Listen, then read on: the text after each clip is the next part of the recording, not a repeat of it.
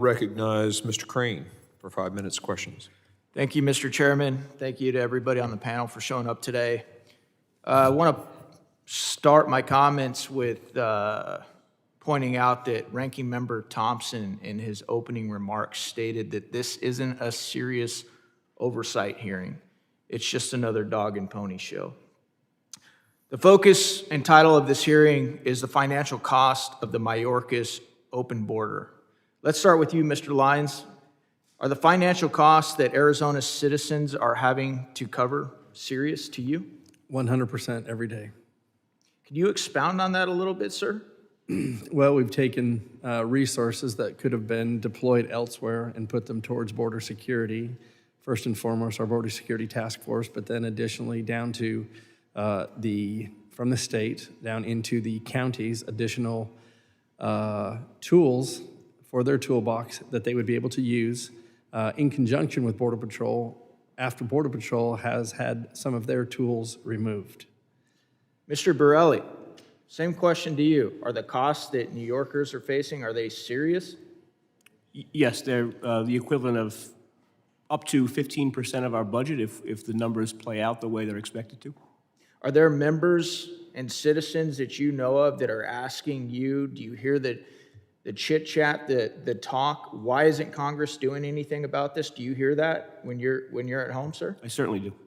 Okay, so it is serious, right? Correct. So when you hear the ranking member on the other side say this isn't serious, this is just a dog and pony show, is there any wonder to anybody in this chamber why we can't solve this problem? They don't even think this is serious. I don't know whether I'm the dog or the pony, but it is very serious to New Yorkers. You know, I'd like to also point out that, you know, Mayor Adams didn't seem to think this was serious either for a long time, did he? No, and a part of me is very thankful that he has evolved and seen the light on a lot of the spending on this issue. Me too. That's what happens sometimes when you face a lot of pain because of your own decisions and your own ideology. And I'm hoping the rest of my Democratic colleagues will wake up and realize it. I'm hoping this doesn't have to come to their state or their city or the district that they represent before they wake up. Because it is serious. It's costing the American people and our taxpayers a ton of money. And we're not even talking about all the kids that have died of fentanyl or all the lives and families that have been ruined that way, are we? That's not what we're talking about today, is it? No, sir. We're not talking about the crime, the MS-13 gang members that come in, destroy families and communities. We're not talking about that today. No, sir. There are costs, and my colleagues continue to talk about how many hearings that we've had on these subjects, and the sad thing is we have to continue to have these hearings because they don't get it.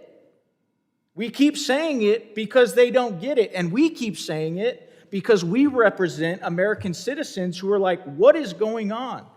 Now they're seeing videos of illegal immigrants jumping on trains, and they know where they're coming, and they're terrified.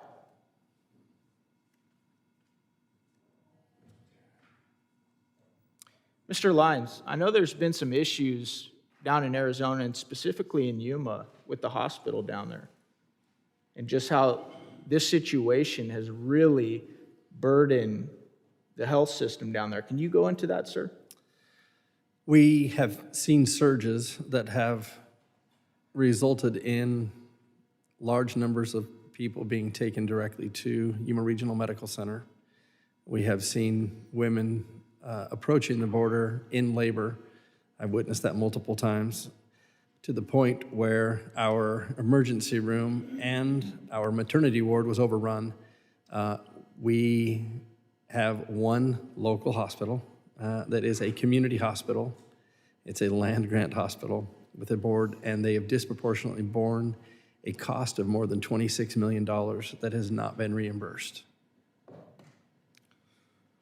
Thank you.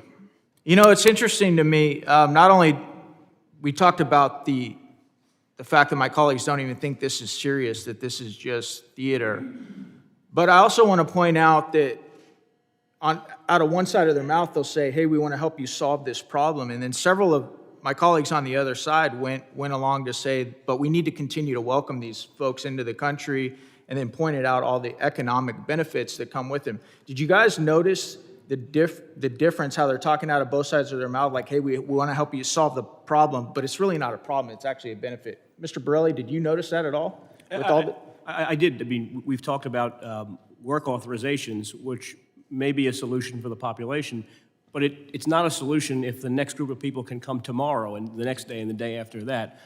If there's no stopping of the problem coming to our city, the issuing of work authorizations and permits won't resolve it.